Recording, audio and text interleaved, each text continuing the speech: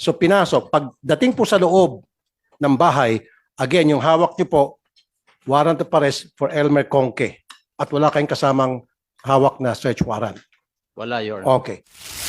Ito nga masakit, Mr. Chair. Yung biktima, ang makukulong pa ng 10 oras.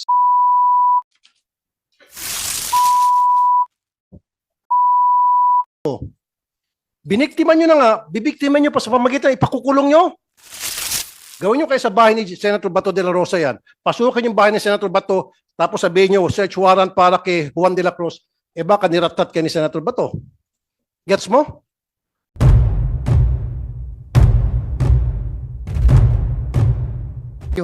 We proceed to the next case, Senate Resolution number 767.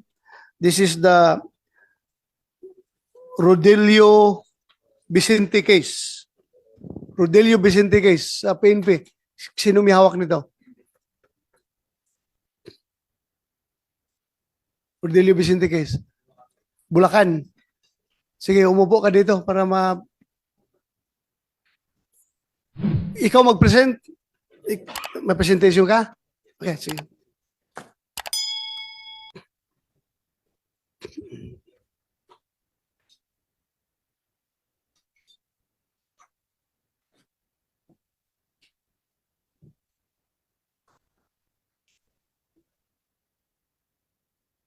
Palit mo na ka ni Belmonte.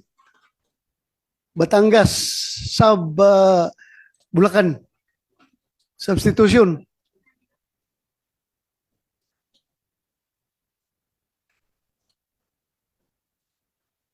Palitan niyo yung pangalan. Kumsek, palitan niyo yung pangalan.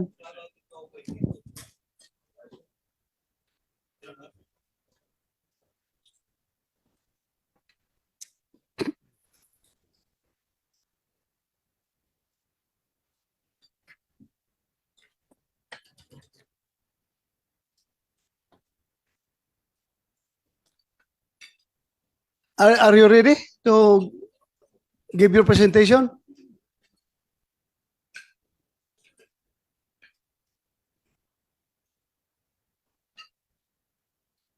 Okay, you have the floor. Go ahead, Colonel Arnido, Bulacan, Provincial Director.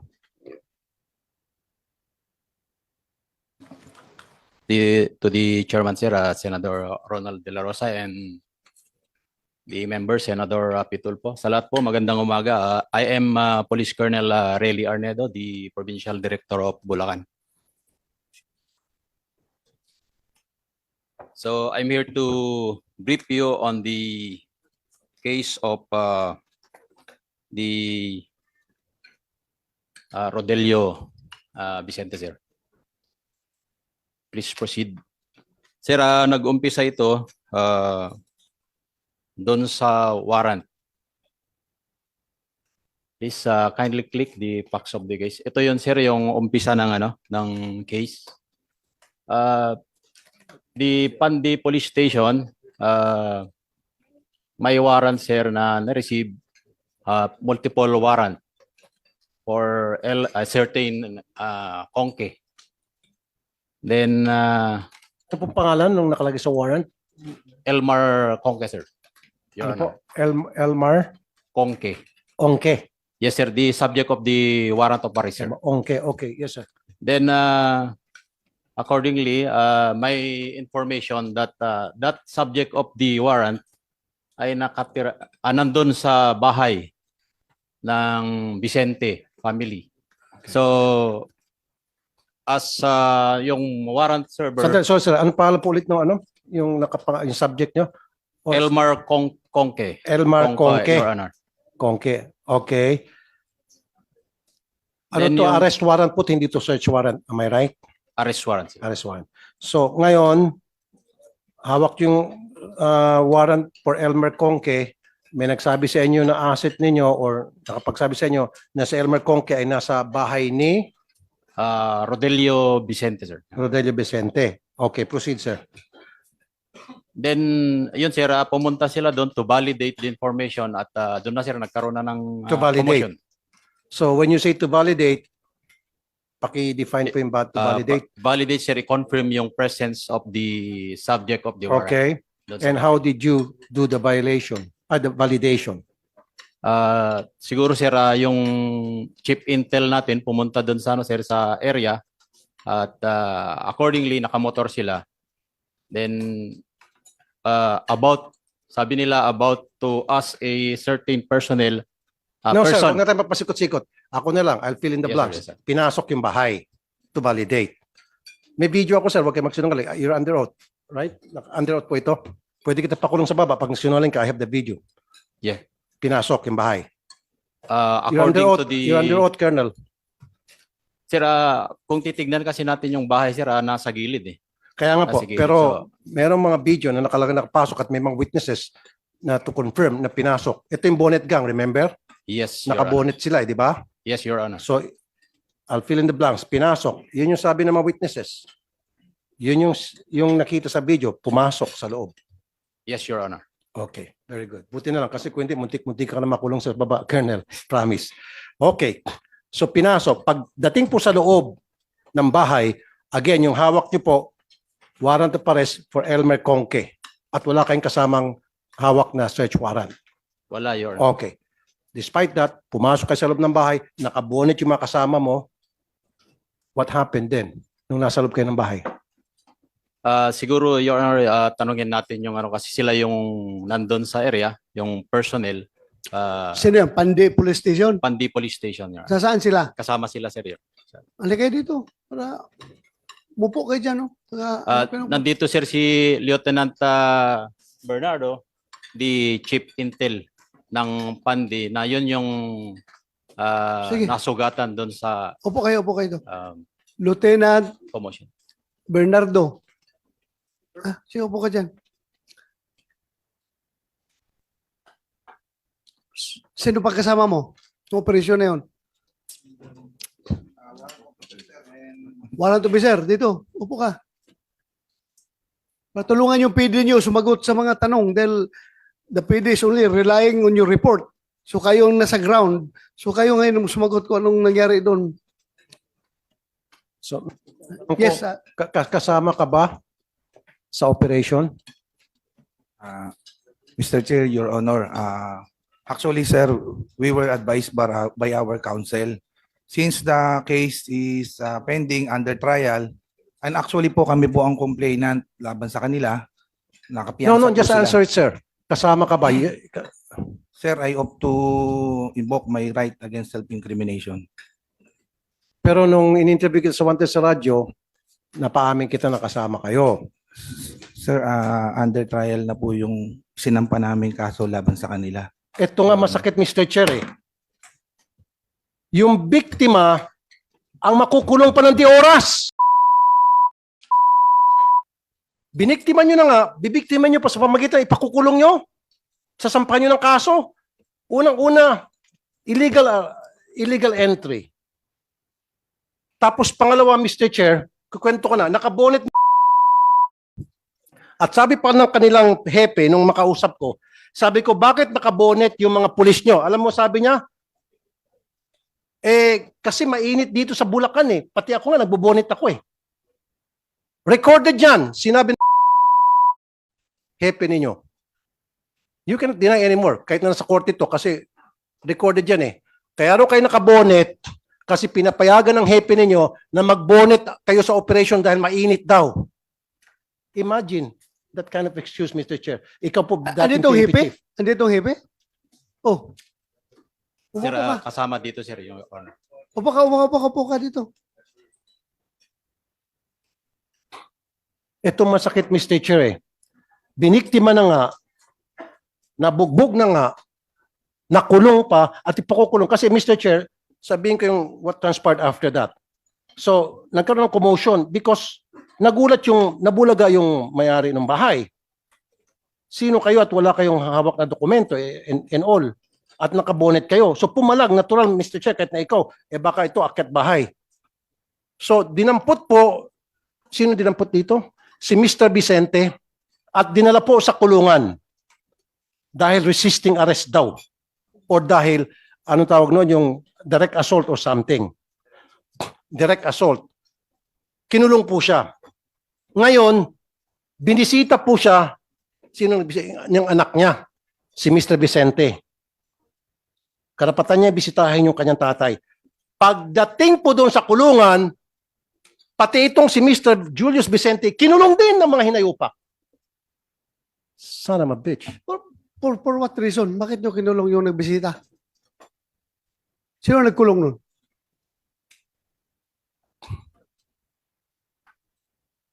Sino nagkulong? Inaresto po Yung namin bisita. sila at may probable cause po yung pagkaka-aresto namin. Actually po sir, undergoing po yung trial. Lakasan mo boses mo. Huwag kang mahiya kung totoo yung sinasabi mo. Lakasan mo yung sinasabi mo. Your Honor, isang legitimate police operation po yung nangyari. Inaresto po namin sila at ongoing po yung trial para po sa kaso na isinampa namin. How can you say it's a legitimate operation? Number one, you were not wearing proper uniform and you were wearing bonnet. Natural, yung tao na pinasok nyo dahil wrong information binigay sa inyo at wrong house at wala kayong dalang search warrant in the first place, dapat hindi nyo pinasok yon. Illegal entry yon. Number two, wala kayong body camera. Number three, hindi nyo sinabi kung sino ang purpose na pagpunta nyo doon. Number four, nanampal kayo. Natural, papalag yung sinampal ninyo. Gawin mo sa bahay ko yan. God forbids. Hindi nyo kayang gawin yan sa mga taong alam nyong papalag at may kakayang pumalag. Ginagawa nyo kasi mga pobre. Gawin nyo kayo sa bahay ni Senator Bato de la Rosa yan. Pasukin yung bahay ni Senator Bato, tapos sabihin nyo, search warrant para kay Juan de la Cruz, baka niratat kayo ni Senator Bato. Gets mo? Kaya nyo nagawa dito kasi alam nyo, walang kakayang lumaban. Pobre. Ang masaklap, pinasok nyo na nga, ginawa nyo na po ng illegal, binayolate nyo ng kanyang karapatan, at ngayon, kasampang pa ng kaso, ang kapal na mukha mo. Ang kapal na mukha mo, hinayupak ka. Napakakapal na mukha mo, Teniente. Comsec, you delete those words, ha? Yung, I'm sorry, Your Honor. Your Honor, kasi alam na alam ko tong kaso. Lumapit sa akin yung mga victims, Your Honor. Ito po, okay, pakisagot na lang. So, dumalaw itong si Mr. Julius Vicente, ikaw na magkwento. So, nasa kulungan na po yung papa mo, di ba? Opo. Dumalaw po kayo. Opo. Tinanong ko po kung doon po ba talaga dinala tatay ko.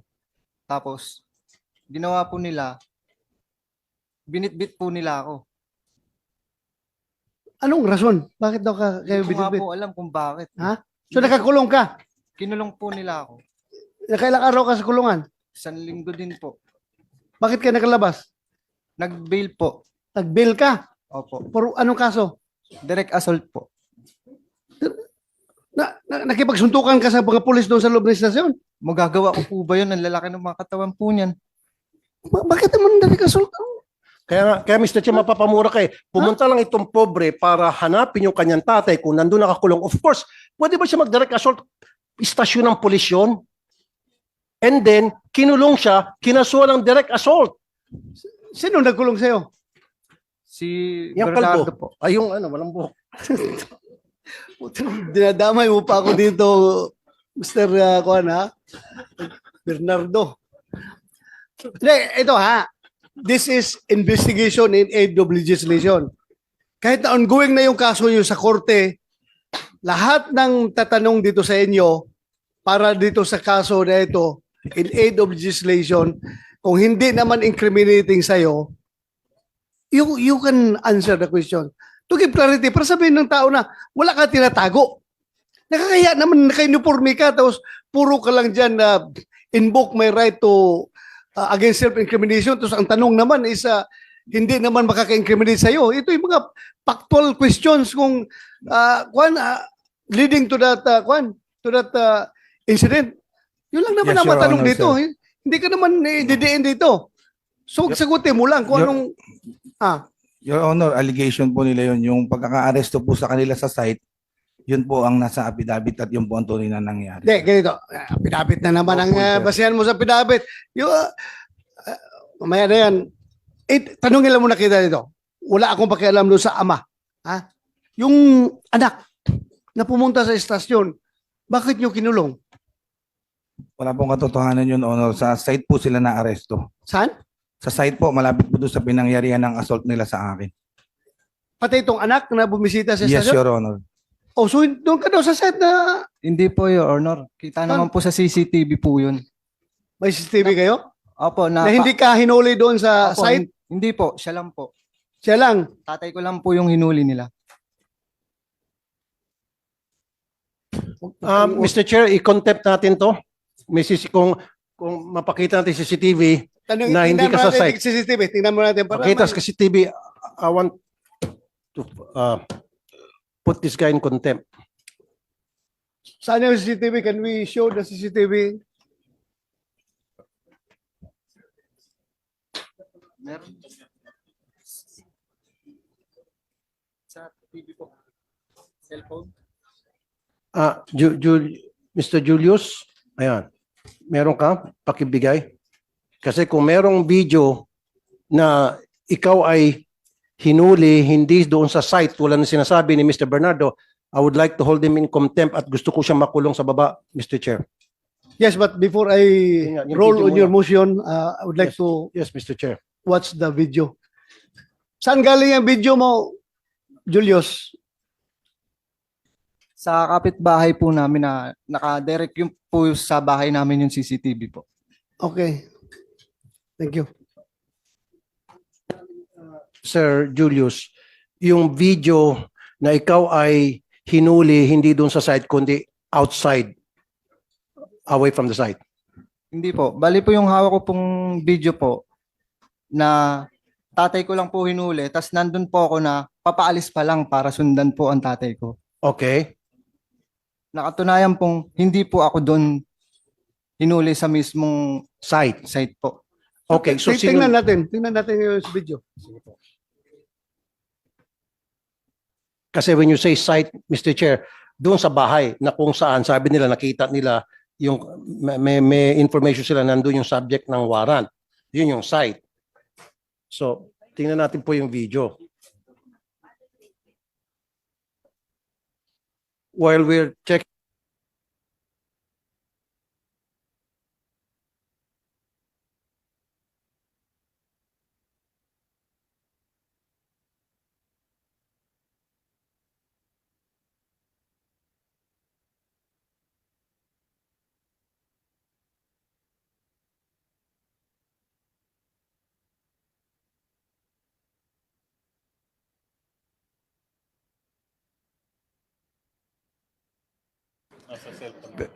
Chair, habang nilitip yung video, pwede natin pakwento kay Mr. Rodelio Vicente yung pangyayari para malaman ng iba na hindi pa nakapanood ng Wanted sa radyo. Pwede yung pakikwento, Sir Vicente, yung pangyayari. Yes, Chairman. Ako nga pala si Rodelio Vicente. Nung araw pong yun, nung pumunta po sila ron, nanonood po ako ng TV, balita, hapon. Ngayon, may nadidinig po akong nag-uusap dito sa may kusina ko na si Bernardo, kausap yung anak kong lalaki na nagluluto. Ngayon po, abang nagluluto yung anak ko, abang nag-uusap po sila, yung informer niya po pala, umaakit na sa may bintana. Yung bintana namin sa may gilid. Ngayon po, siguro hindi siya makapasok dahil akala niya, kortina lang, pala, sarado pala yung loob. Lumabas po siya, pumasok po doon sa loob. Hindi ko alam na siya yung pumasok sa itaas namin. Ngayon, yung manugang ko po nasa taas, sinigawan siya, sinigawan yung informer niya. Kaya nagulat ako, ba't may sigaw sa taas? Nung bumaba yung informer, sabi ko, "Hoy, bakit nandiyan ka sa loob? Sino ka ba ako?" Paglabas ko po, tsaka lumabas to si Bernardo. Sabi ko, "Sir, bakit, sir?" Hindi ko po pa alam na pulis sila. Sabi nila, mga pulis kami. Ba't nyo pinatakas yung hinahanap nila? Pero sir, nakasibilyan sila, no? Opo. At nakabonet. Opo, nakaganon po sila ng ano, Yes, sir. nakasaklop po sila. Kaya lumabas po ako, doon na po kami nagkaroon ng kuwanan, harangan, ng emosyon. Hinarang mo. Hinarang mo. Hindi po, kinakausap ko po sa labas, wala pong, sila yung nangaharas talaga. Pero Gusto yung hinahanap nila na suspect nandun sa loob ng bahay mo, wala po, hindi po namin kilala yun eh. hindi nyo kilala. Hindi po namin kilala. Wala doon sa loob. Opo. Kami-kami lang po nung nandoon, yung anak ko nga lang po, tsaka yung mga apo ko. Okay. Tsaka yung hinahanap po nila, hindi ko namin kilala yun eh. Kahit mga kapitbahay ko nga namin, hindi ko kilala yun eh. Tapos po, So, ilan sila? Dalawa lang siya? hindi Sila? po, bali, 3 po sila, tsaka 2 informer. Yung informer sa civilian. Opo. Kilala mo yun? Hindi po, hindi ko po kilala yun eh. Pero namumukhaan ko po. Yeah, thank you. Okay, pagkatapos po, so nagkaroon ng komosyon. Opo, nagkaroon una ng komisyon na dahil Sino pong nauna na naging pisikal?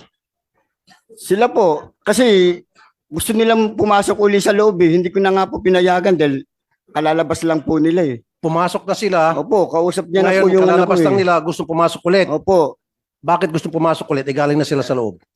Pinatakbo ko raw po yung yung hinahanap nila. Wala naman tatakbuhan sa loob, kundi sa terrace lang. Okay. Nasa labas yung mga pulis niya. Kaya nung hinarang nyo po, anong ginawa?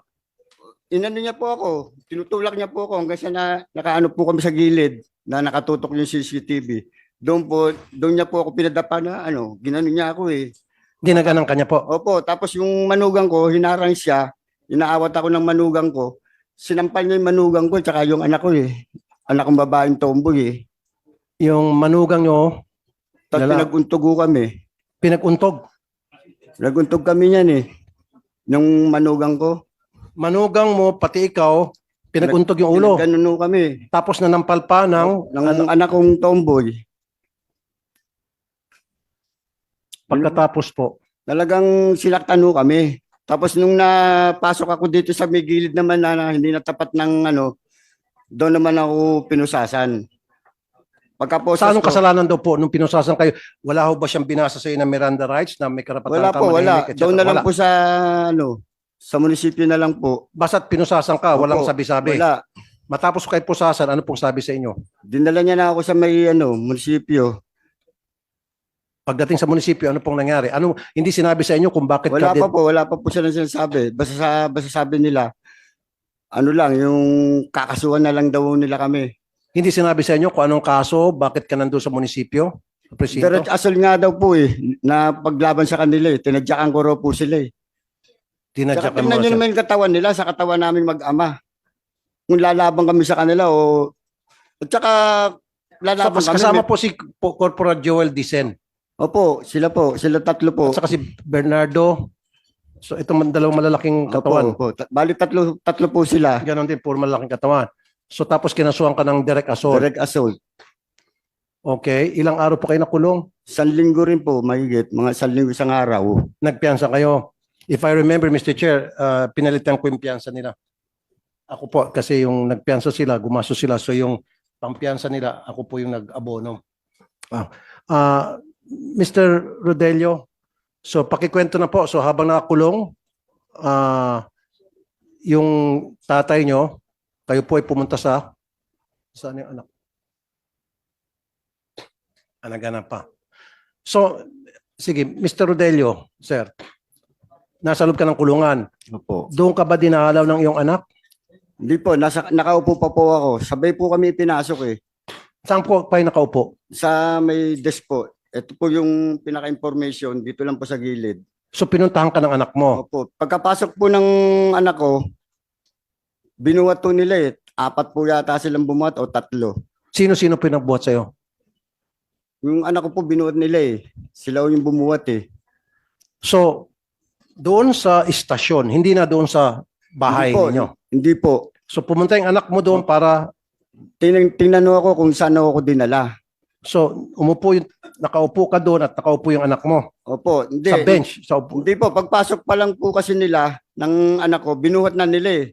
Binanatan ho nila doon sa loob. May CCTV ho doon. Obligado. Binanatan nila. Binanatan nila yung anak ko. Tingnan yung katawan ng anak ko. Siyempre, kayo man lumagay sa akin, magulang ako.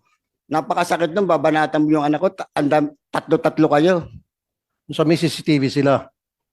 Tsak po yun, meron. Dahil po yun, Pero pag station po yun. i-request natin yung CCTV, Mr. Chair, sigurado ako sira na yung CCTV.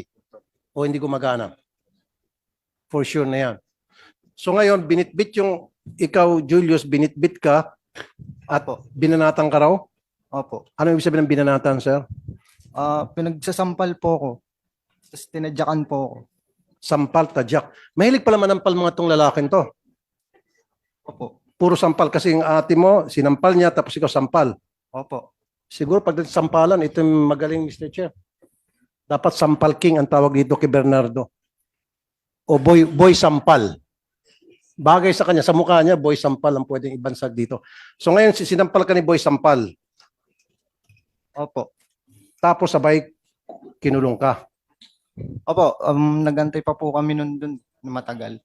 Okay. Nasaan yung video dyan na inaresto ka po?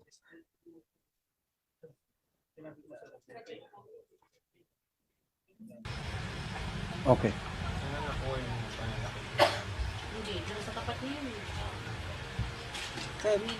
Ayan po yung video, yung pagpasok.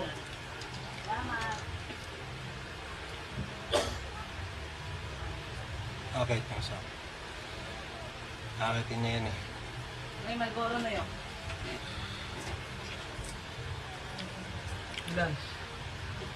Okay, ang haba naman.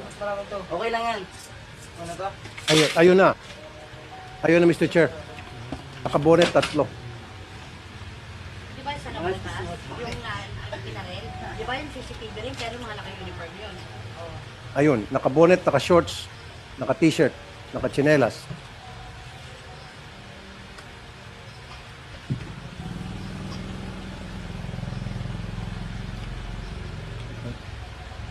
Habang pinapanood natin yung video, Mr. Chair, bakit kayo nag-bonnet? Ba't di ka nag-uniform?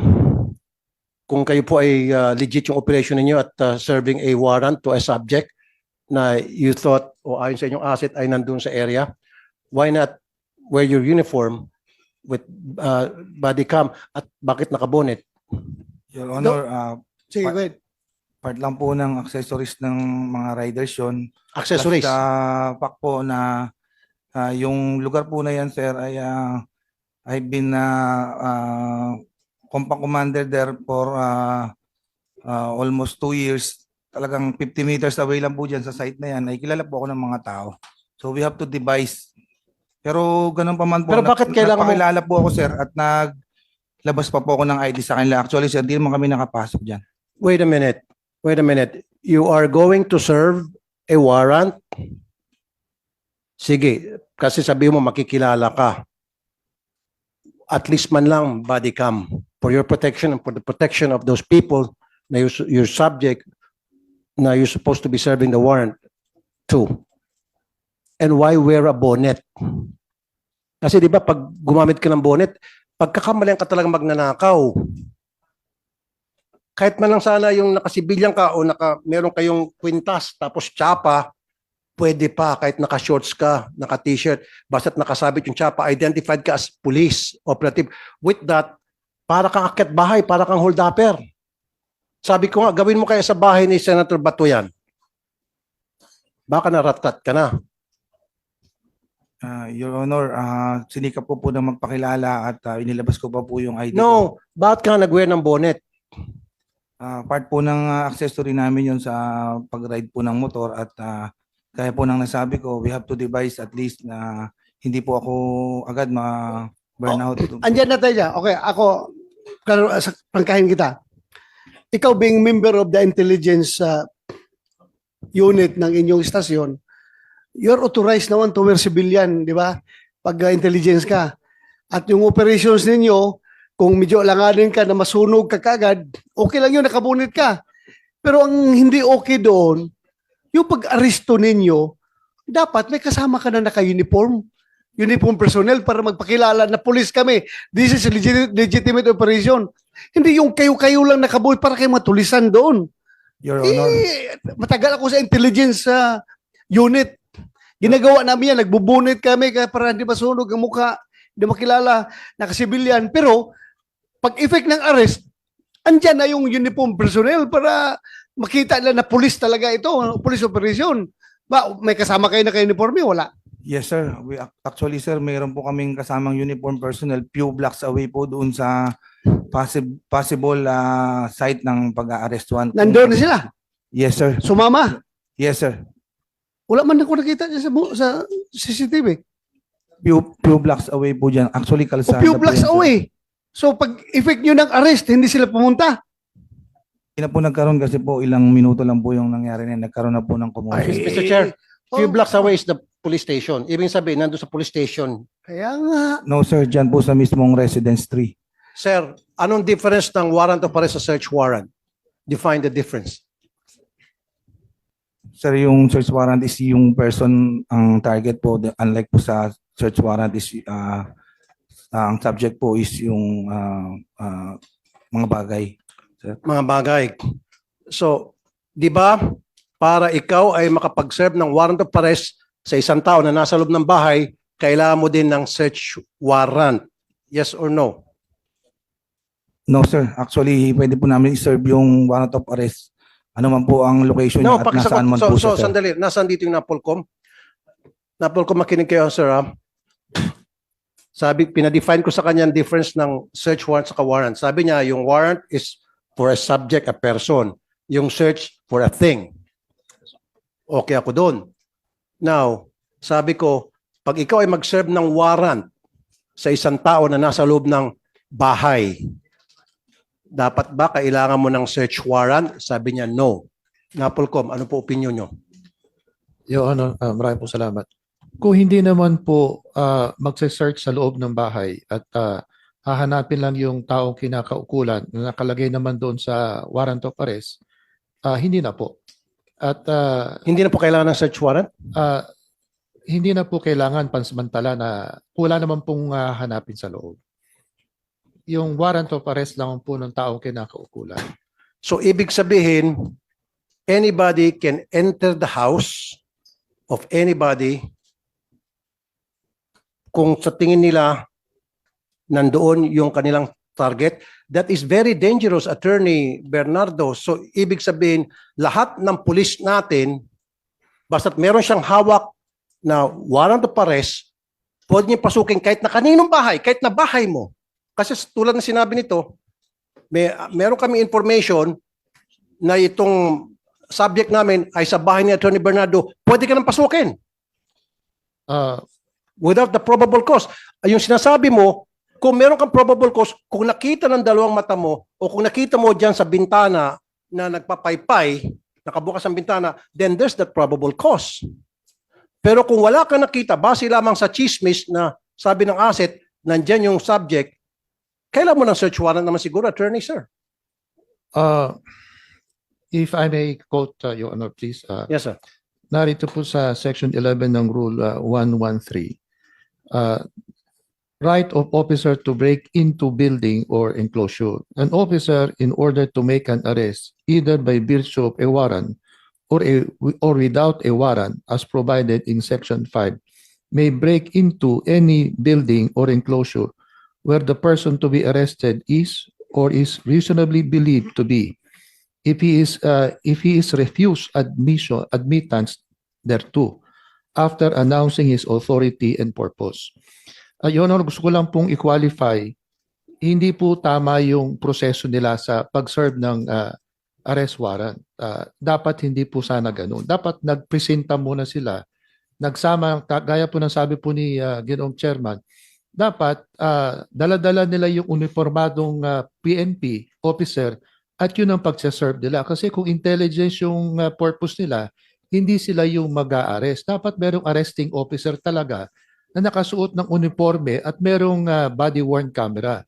Granting for the sake of argument, kung wala ho body-worn camera, meron silang alternative na Barangay recording. chairman, barangay tanod, pwede siguro. Kasama po dapat yun na meron ding sanang elected officer na barangay tanod. Hindi kami sumasang-ayon sa proseso nila, Your Honor. Okay, let me tell you this, Attorney Bernardo, and magkamag-anak kayo? Hindi po kami, ngayon ko lang sila nakita, Your Honor.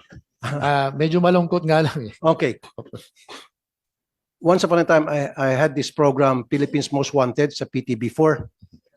What it was is nanghuli kami ng mga wanted na may warrant. Sumasama po ako sa CIDG.